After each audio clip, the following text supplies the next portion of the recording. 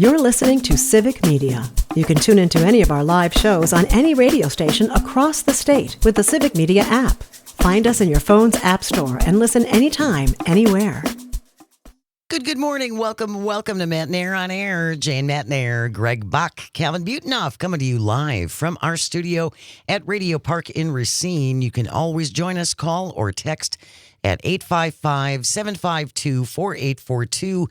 You can also leave a comment if you're watching on the live stream on Facebook, YouTube, and what used to be Twitter. We do have some breaking news to share with you. We started the show with this after an ambush of two Milwaukee police officers that happened last night near 24th and Garfield. Milwaukee police say now they do have a suspect in custody. Wanted to let you know about that. They had warned folks to be on the lookout. So at this point, they do have a suspect in custody in connection with this ambush shooting of two Milwaukee police officers, a 29-year-old officer taken to the hospital with non-life-threatening injuries. The 32-year-old officer remains in critical condition.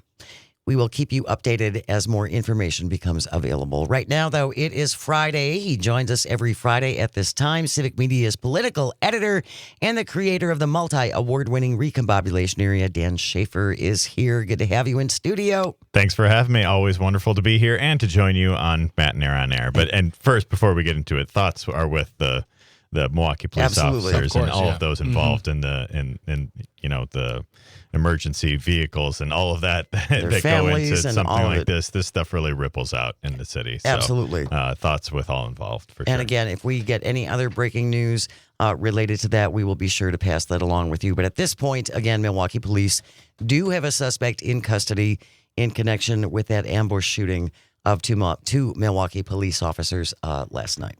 We had a lot of results come out yesterday from the Marquette University Law School poll. That's right. And as you well know, Jane and Greg, as I've been doing now for 6 years at the Recombobulation Area, I've written a breakdown of every new installment of the Marquette University Law School poll. So it doesn't take any time at all. Yeah, that's right. But I every time I think it's like, oh, I don't have to come up with a column idea this week. This will be an easy one to write. But then I end up spending a lot of time crunching the numbers and digging into it and trying to find some interesting takeaways from it. So that's what I have published yesterday at the Recombobulation Area, my 5 takeaways from the latest poll here. So I think maybe let's start with the Tony Evers question, because I think that was the headline item from the poll. And, I was not surprisingly watching that one with interest, considering I wrote a column that got a little bit of attention a couple of weeks ago here about whether or not Tony Evers should run for a third term. So, of course, you know where I stand on this one. I do not think that Tony Evers should run for a third term. And here's how it broke down on the polling on the top line overall, and then by party identification. So overall, 42% of Wisconsin voters say Tony Evers should run for a third term, with 55% saying that he should not. Now, this breaks down in pretty typical per party partisan fashion. Yeah. So for Republicans, 93% say no, or that he should not run. Only 93? See, what a shock. And then for independents, I thought this was probably the most interesting one of the takeaways here. 37% say yes, and 50% say no. So a double-digit, net negative for whether independents say that Tony Evers should run for a third term. And then among Democrats, it is, again, kind of like what you might expect, the inverse of the Republican side, although a few more no's. So 83% of Democrats say that Tony Evers should run for a third term, with 15% saying no. So overall, that's how you get to that 42% yes, 55% no overall breakdown. But I do find it interesting that, at least among independents and Democrats, Tony Evers is well liked. Mm-hmm. He is. He is well liked, and if you look at the favorability numbers and the approval ratings in the poll, they haven't gone up considerably over the last few years or anything, but they've been very, very steady. Usually a slight net positive for Evers. I think that's where he was in the approval rating. His favorability was a slight net negative. But that's another thing that we see in the poll, and that I highlighted here as well, is that if they poll all of these politicians and political parties and movements for their favorability number. So it's just the question is, do you have a favorable or unfavorable view of this person or party or whatever? Tony Evers has the best mark of anyone there, but it is a negative. It is a net -2. Wow. So -3 for Tammy Baldwin, -4 for Ron Johnson, -6 for J.D. Vance, -8 for Donald Trump, -8 for the Republican Party, -10 for the MAGA movement, -16 for the Black Lives Matter movement, -19 for Elon Musk, and -25 for the Democratic Party. Whoa. So that is how things break down. So Tony Evers, one of the things that he always talks about, Tony Evers is the most well-liked politician in Wisconsin. Well, he's well-liked because nobody really likes anyone. Because we don't like anything. Yeah, we don't like it. But I think this is partially just like what you come to expect in a 50-50 state. Like if you get anybody from within your own party in this very evenly divided state that, you lose 2% of support within your own party, well, then you're going to have like a net negative or whatever. And I think that part of that is just the nature of things in a state like Wisconsin that is so deeply polarized and so evenly divided in so many ways. But I think it also just kind of shows to where our politics are right now, because nobody really seems to have a particularly positive view of anyone. No, I mean, the Democrats are really frustrated. The Republicans are, I don't know how they feel. Maybe overconfident at this point. But the thing that's interesting to me is the Democratic support of Tony Evers saying to run, and then the independents who say you should run. Because if I'm Tony Evers, that's what I'm looking at. Is the independent I'm numbers? looking at, all right, I'm going to have, because of everything that happened last year with regard to Joe Biden and just kind of anointing Kamala Harris, and there being real outcry from Democrats saying, look, you didn't give us a process. You told us what we were doing. You anointed her. Exactly. And they didn't like that. There was blowback on that. It was something we heard about the day after the election, was this sort of handing the torch with no input from the people. If Tony Evers runs again, will Democrats just kind of stand back and say, all right, he's the guy? Will there be Democrats in that list that you talked about weeks ago who will stand and say, no, I'm going to primary this because I want to run for governor because we need a new person in there? All that being done, if Tony's the guy, does he still retain as a lot of that Democratic support? And can he push enough independents his way to get him a third term? Yeah. And I think these numbers, I don't think are far from definitive in any direction. Yeah. They don't clearly say that, well, obviously Evers, his time has run out. He can't run again. Sure. They also don't say that he's a lock to get reelected. That, most popular politician. It's not like Tommy Thompson numbers or like some of the other times that we've seen, like especially popular politicians in Wisconsin. It's not like that. That's why I think it's a genuine question and why we need to be having this conversation. Yes. But also I looked up some other numbers here relating to this as well. I mean, this is generally how things go. Like Democrats like Democratic politicians. Republicans like Republican politicians. So shocked. This is not news to any of you here, right? But if you go back to June 2024, that poll conducted just before that debate 1 year ago today, the worst debate performance in the history of debate performances from former President Joe Biden, 83% of Democrats had a favorable view at the time of then President Joe Biden.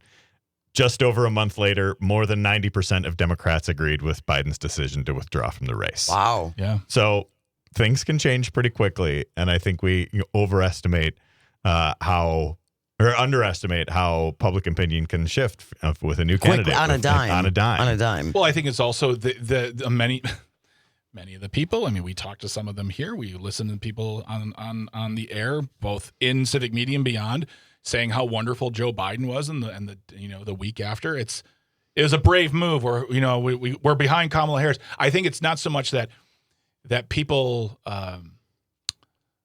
I don't know if they agreed. They agreed, but they also were probably really afraid to say it before it happened. Yeah. They're not going to be the ones to come out and say, yeah, Joe Biden needs to step down because this is a problem. They are towing party lines, and the moment he steps down, they're like, yeah, that's kind of what I thought too. Okay, all right, cool. Kamala Harris is the lady. Let's do this. And right. It was I don't know. This is interesting. Like, yeah, I mean, how many Marquette polls are going to be released between now and just next year a Right. lot. So There'll be a few. And then Charles Franklin, the poll director, gave me some additional numbers. I had a question about this. So I was like, well, is there a division by age within Democratic voters? Or older or younger Democratic voters have different views on whether Evers should run again? And there is a little bit of a divide there with the youngest age group that they poll, the 18 to 29-year-old voters, basically the Gen Z vote right now. So while 83% of Democrats across the board say that Evers should run again, in that 18 to 29 range, only 68% say that Evers should run for a third term. So I do think that, as Democrats, we've had all these conversations about how Democrats can better reach younger voters. My thesis on this is run younger candidates. So I do think there is an aspect of this too, where it's just like there is going to be this generational divide. And I think Democrats are really playing with fire and losing some of those younger voters that have been really key to their coalition for a long time. 855-752-4842. If you would like to join the conversation, Dan Schaefer is here, Civic Media's political editor and creator of the Recombobulation Area. Jean from Eau Claire is on the line. Good morning, Jean. Thanks for joining us.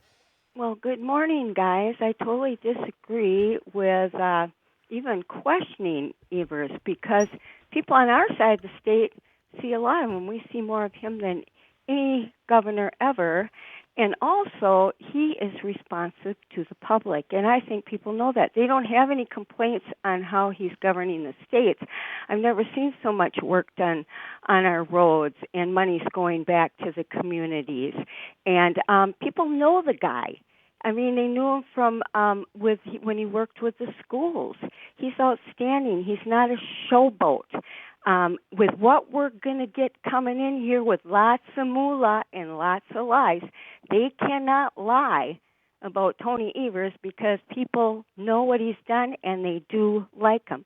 Now, comparing him to Biden is a whole different ballgame, because we had people running down Biden for a very long time before the race came up, and he's too old, or he's trips, and things like that, and because of his difficulty with speech.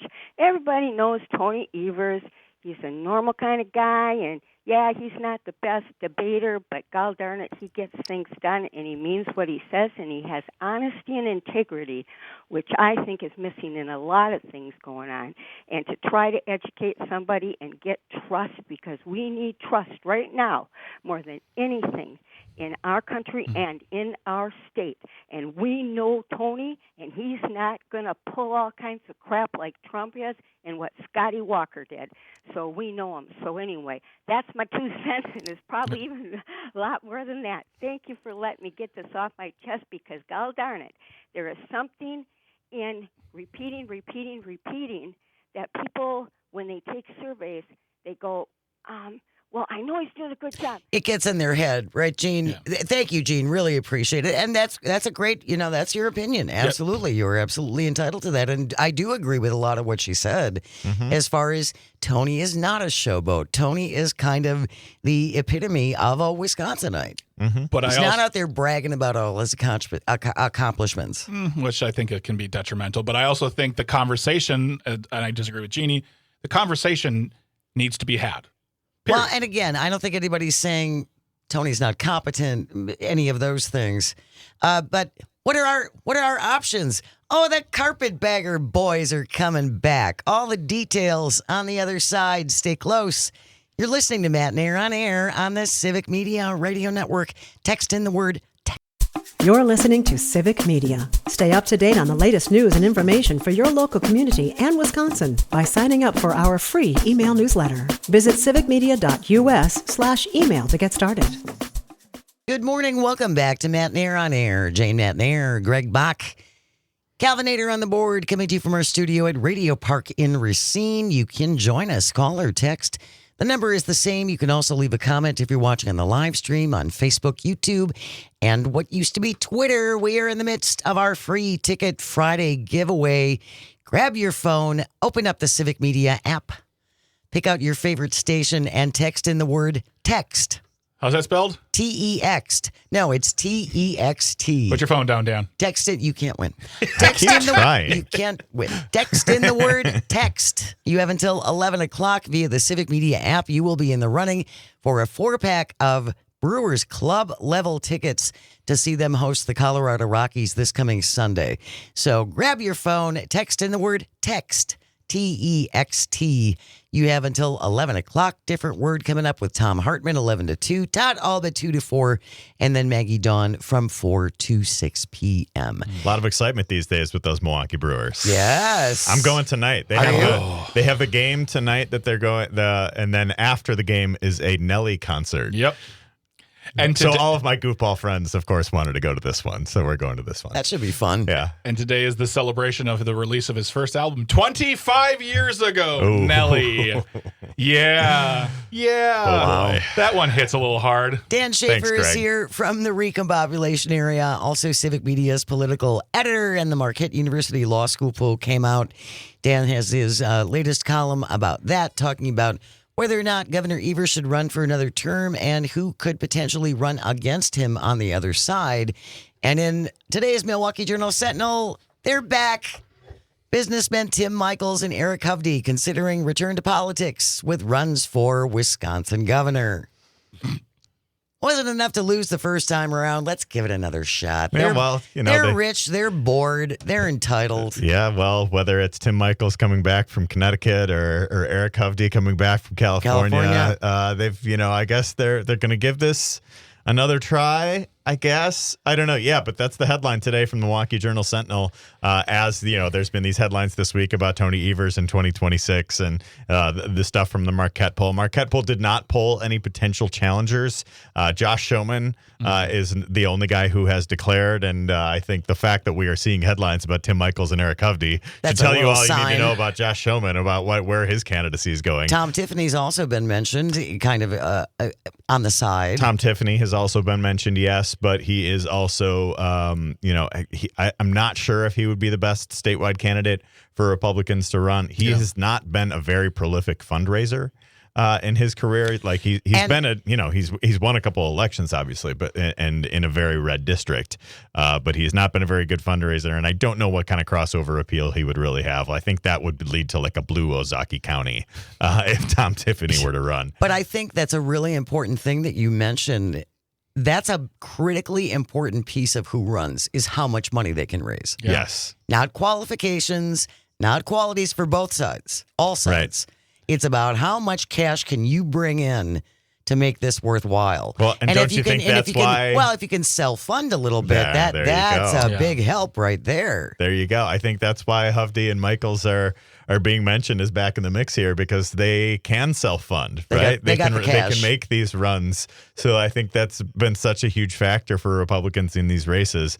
They do not have a good bench right now. And it's just like this. Doesn't this go to show that the bench is pretty thin right now? Well, and that's my first thought is, like, one, we've seen since 2020 2024, the Wisconsin Republicans calling for Brian Schimming to step down because he just has not done the work that they. But the problem with that is that I don't feel like they've ever properly defined what his work should be, honestly. Brian Schimming's, yeah, because I know he's supposed to fundraise, he's supposed to get candidates elected, but he's running this real narrow wire of trying to update the Republican Party, and he did with early voting. He really got that going, but he's got these candidates who aren't very good. And to me, if I'm a Wisconsin Republican, I'm going to say, these two guys,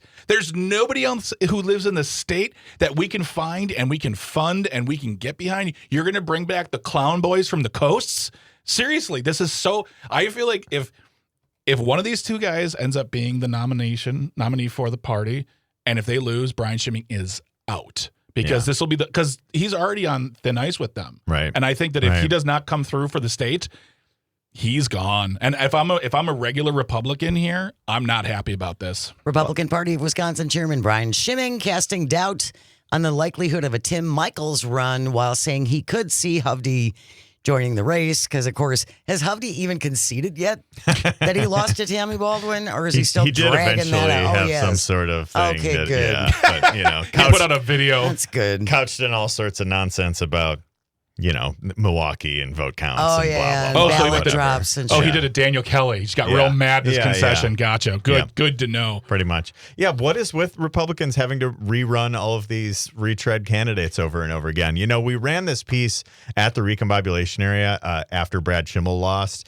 from a contributor, Josh Clemens, who's a digital guy who works in a bunch of campaign stuff. And he was saying this is also a product of gerrymandering in the Republican side because they have gerrymandered themselves into these safe seats, and they don't actually have to compete for the votes. And so that when you have an opportunity to build that bench, to have people in competitive races, to take the next step up, to run for statewide office, who from the legislature would make sense to run for a statewide office? It's obviously not going to be like Robin Voss or Devin LeMahieu. Like, who are the potential people? Like we talk about on the Democratic side, we've got a pretty strong bench for Democrats that they have built out over the last few years. You look at the Republican side, the legislative leadership and elsewhere. Where is it? Oh, please, Robin, run for governor. Please. News is coming up next. When we return, we'll lighten it up with a little audio sorbet. You're listening to Matt Nair on Air. This is the Civic Media Civic Media Radio Network. Words are hard. Text. Stay with us on the Civic Media Radio Network. We will be right back. Good morning. Welcome back to Matt Nair on Air. Jane Matt Nair, Greg Bach, Dr. Slide on the board, coming to you live from our studio at Radio Park in Racine. Join us, call or text, or leave a comment on the live stream on Facebook, YouTube, and what used to be Twitter. We are in the midst of our Text to Win Free Ticket Friday contest. You have until 11 o'clock to grab your Civic Media app, open it up, pick your favorite station, and text in the word text. T-E-X-T. Text in the word text until 11 o'clock, and you are in the running for a 4-pack of Milwaukee Brewers Club level tickets for this Sunday. The game is this Sunday as the Brewers host the Rockies. Text in the word text. T-E-X-T. Tom Hartman will have a different word for you between 11 and 2. Todd, all that 2 to 4, and then Maggie Dawn from 4 to 6 p.m. Free Ticket Fridays underway. Text in the word text right now. I feel like they were at the last of like their word. They're keywords. Running out of creative words. The word is, but no, it's not. I'm not going to, because some people are going to be like, he said the word. Don't get that. The word is text. T-E-X-T. Text it in, and good luck. Dan Schaefer is here from the recombobulation area, also Civic Media's political editor, and this is the time of the show that we call Audio Sorbet, where we take a little breath, get away from the news and all this serious things, and just so we can have a couple laughs and not think about what's going on in the world. We get in there and we clean your ears with fun. 15 minutes of just collective sighs. So there's a big wedding going on in Venice. Is there? There is. Yeah. What is it? A rich guy is marrying a rich lady. Really, the 4th richest person in the world is getting married this weekend. Oh, well, good for them. Yeah.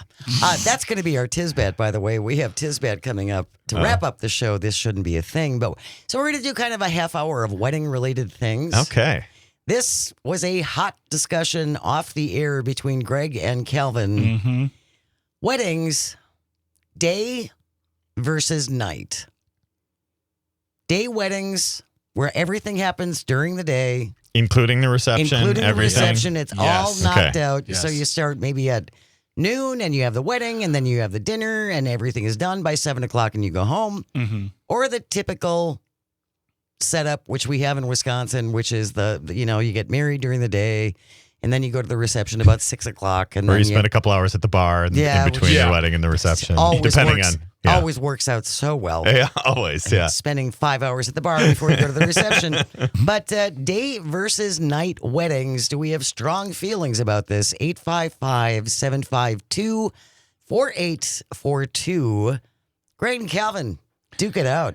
They're the ones who are just really taking hard positions on this. Day weddings are the best. I win. When we come back, we'll be talking about. So the crux of this story was that in 2023, Oh, remember those days? Okay, 2023, I went to Texas for a wedding. It's a very close family. She's like a sister to me. And the wedding was at 11 o'clock. Okay. I remember this because at noon, it was when there was the big eclipse. And we gave out glasses afterwards at noon. And everyone came out and we were watching it. And I thought to myself, okay, well, we'll go do the thing. We'll go to the bar for 5 hours. And they said, oh, no, the reception's at 1. I'm like, oh, then they're going to take the pictures afterwards or during and then, do their thing. No, it was wedding at 11, done at noon, reception at 1, done by 5. I was back in my hotel room with a pizza by 5:30. It was still daylight out. I was so happy. And I said to my wife, we messed up. We did it the old way. We should have done it this. I mean, I feel like it's just I just feel like you're being so much more respectful of time because we did all the things. We danced, we ate, we had fun. They did the chicken, the cake, and they all had the thing. The whole thing. But we did it in 6 hours in a chunk of time when the sun was out the entire time, and it was a beautiful look on this lake in Texas. I was a changed man. I have been converted. The spirit of day wedding is in my soul. Only day weddings from now on. So the spirit of day wedding is in my soul. What a sentence. There it is. And I think day weddings always, day weddings forever. Calvin, you're up. Day versus night weddings, 855-752-4842 on the night wedding side. Here's Calvin. Well, I don't have as fleshed out of opinion as that. It's purely a vibes thing. The vibes are better when the sun goes down. You're more comfortable to let loose. Things get a little more exciting when the sun's down. It's purely vibes and aesthetic. I just think it looks nicer and is more fun. It's more fun. Day weddings. The vibe was amazing. The sun was going down on a lake in Texas. It was fantastic. What was your wedding, Dan Shaver? Our wedding was at the Schlitz Audubon Nature Center. Wonderful place to have a wedding. We did it all in one, reception and wedding in the same place, I think is really the key. To not have the multiple locations to drag people around to. But it was like a late afternoon, early evening kind of wedding. And it was terrific. And I you know what, Greg, you've made your case and I've heard you out and you're a good professional radio talker and you've made your case. I'm going with Calvin on this one. The night wedding is the way to go. I knew you were just going to lift me up to throw me back down on the ground right there. We did the same thing. So my wife and I actually, fun fact, we had 2 weddings. We had a small wedding, and then about 6 months later, we had a huge one. And we did the same thing with the Pritzloff building in Milwaukee. Another good place for a wedding. Yep. Yeah, I've been to weddings there. So big, so we had the ceremony on one side, and then all the reception was on the other side, and then they cleaned out that area completely. And then where we had the wedding ceremony, it was the dance floor then. Right. So it was all in one space. And we did pictures beforehand. We didn't do the pictures afterwards. Because honestly, like, do your thing, whatever you want. It's your life. Day weddings forever. But that thing of, we got married at noon, the wedding's done at 1. We'll see y'all at 6. It's like, I don't want to get out of these clothes, and I don't want to go to a bar and get loaded. It's not long enough to go home. Yeah, exactly. And get comfy and get something done. It's basically, now I got to go home and I'm all dressed up and I got to hang around for 3.5 hours before I go back. Yeah, exactly. So I just really appreciate it because it was very beautiful and very, very fun. And I think more people should do it. Weddings. We are talking all about weddings, day weddings versus night weddings at 855-752-4842. Jesse from Oak Creek texting in the word text. Thank you. Keep up the great work of letting people know what's happening in politics in the U.S. and in Wisconsin. Oh, thanks for that, Jesse. I do have Jesse, I'm just going to say this. I don't think your vote was counted. Because I don't think you did it through the app. Because when it comes through on the app, there's a little symbol if you look right above that. So I think if you don't have the app, Jesse, you have to text through the app and just that word. But we appreciate the nice comments. Yeah, very much. Thank you very much. Andrew from Maine, day weddings on Sunday through Thursday for those of us that have to work without travel.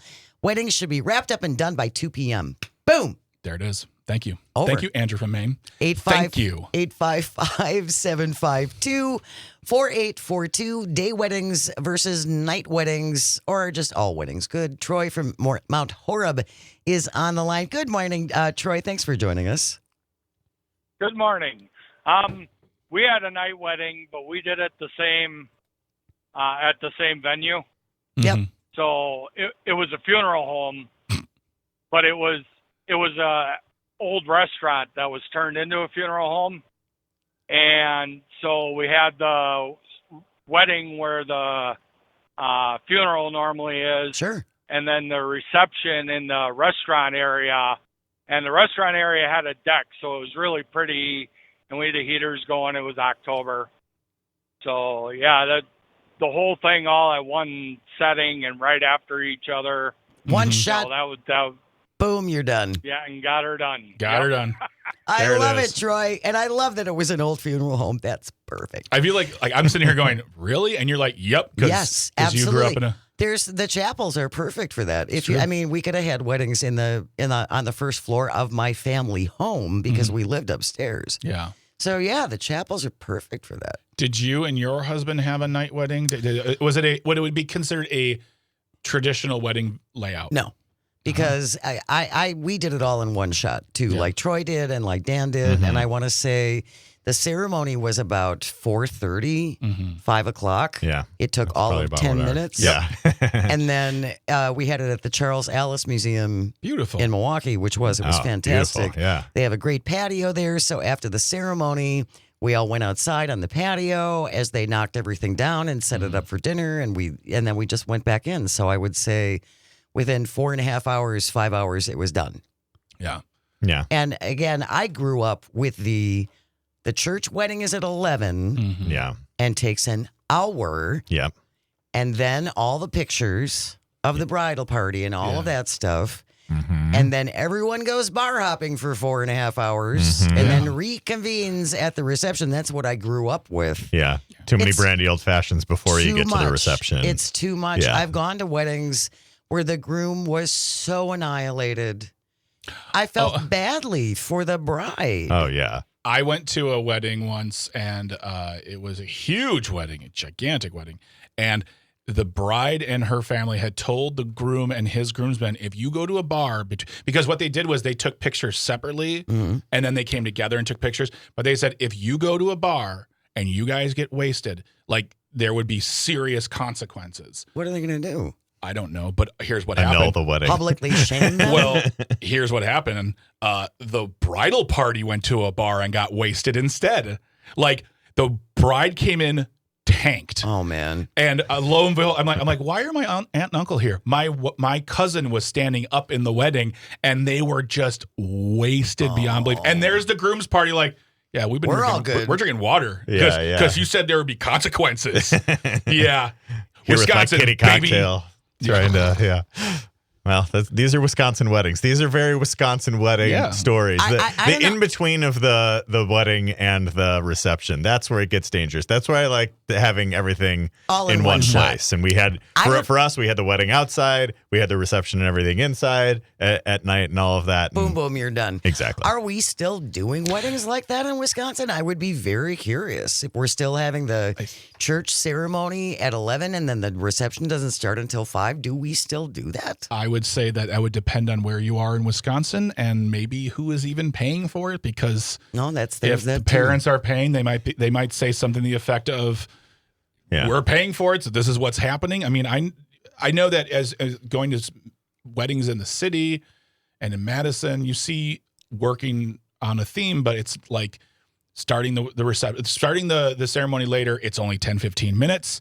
Let's party. Let's have a good time. We're done. You know, it's more of an evening affair than an all-day thing. Then an all-day, an Yeah. all-day commitment Yeah. really is Right. what it is. Jenny on the live stream. More small private wedding ceremonies, please, with big casual parties at a later date. Thank Yes. you very much. Absolutely. That's good too. There you go. Can I tell you about my least favorite trend in wedding stuff that's been happening? When people have these weddings and say, hey, we'd prefer you not to bring your kids. Have you guys been to any of these weddings where they say, don't bring your kids to the wedding? I hate this. As a parent of young kids who wants to see the kids run around and dance and make fools out of themselves. My wife and I did that. That's a whole other discussion that we will have to shelve for a later date.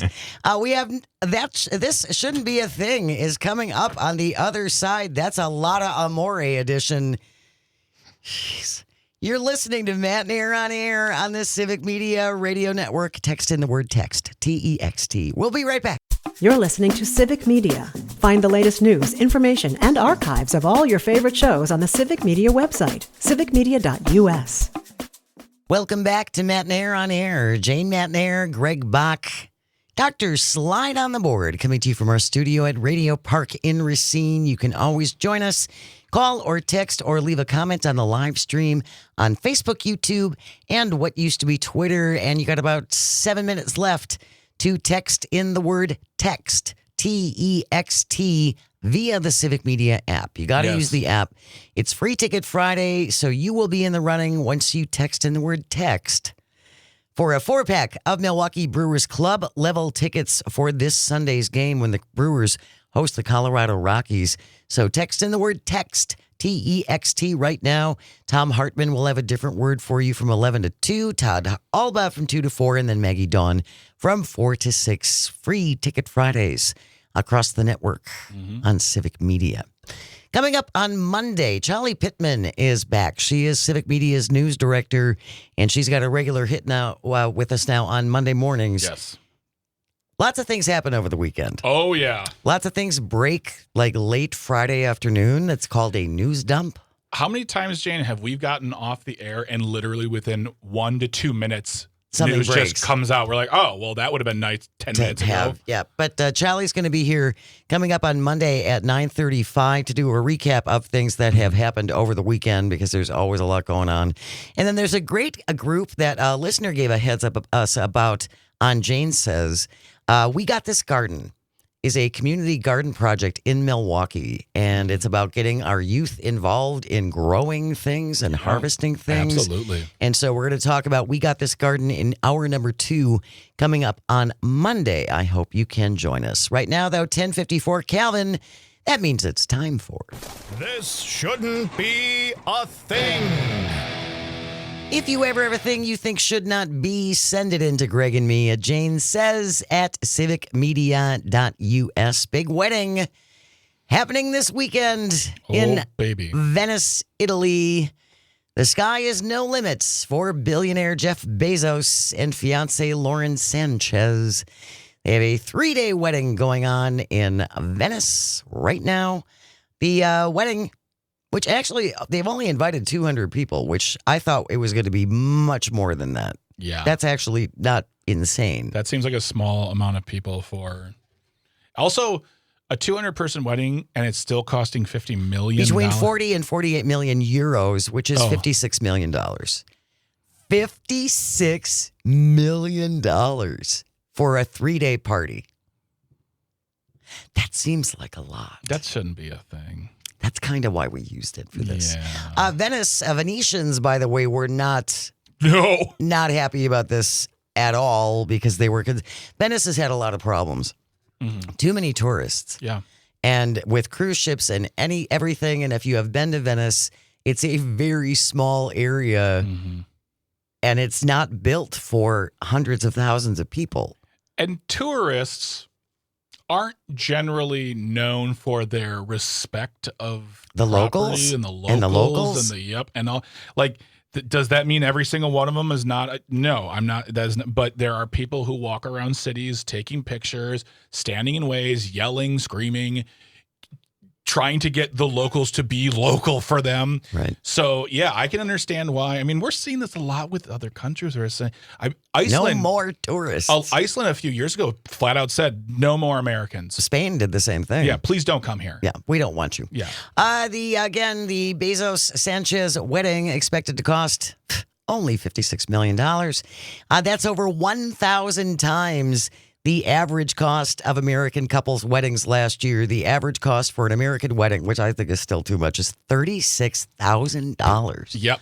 $36,000. That actually, that is, to me, sounds almost low now. It doesn't seem like the average I would think nowadays it'd be 40, 50,000 just with inflation. And not to mention the wedding taxes you have to pay when you're ordering flowers, a cake, those types of things. When they find out it's a wedding, it's a different price tag. That's why you should always be like, it's a cake for a family gathering. So don't tell them it's a wedding Don't cake? tell them it's a wedding. That sounds like an awful lot of money for a wedding. It is, again, it is believed that they got married already in the U.S. because if you get married overseas, that is not necessarily valid here in the U.S. So it's believed that Jeff and Lauren already tied the knot and signed a pretty hefty prenup agreement.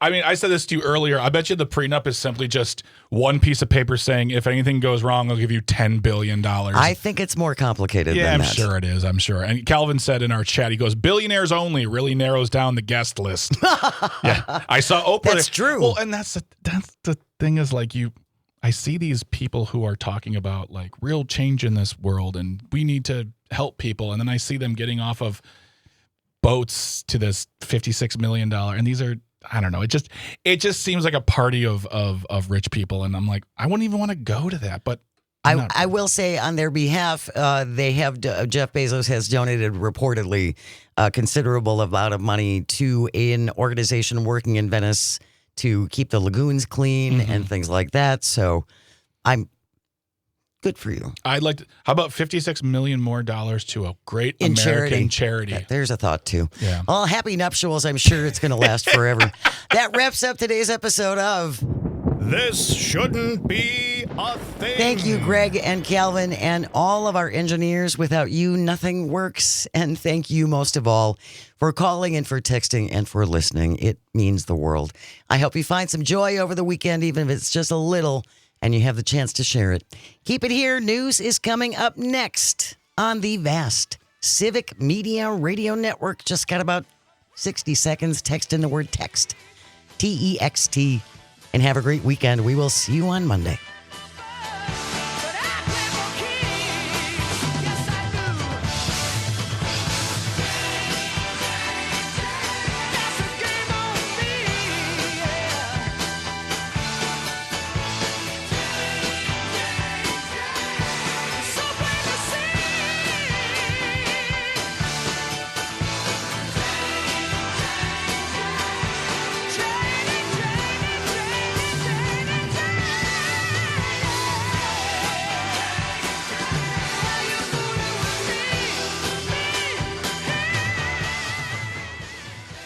The national news cycle never stops, but it can be hard to find news about your local community. Civic Media is dedicated to providing quality local and state news coverage across Wisconsin. With the Civic Media app, you can get notifications about local stories that matter to you and your community. Find the free Civic Media app in your phone's app store and choose notifications from the menu to tell us what kind of news you want to hear about.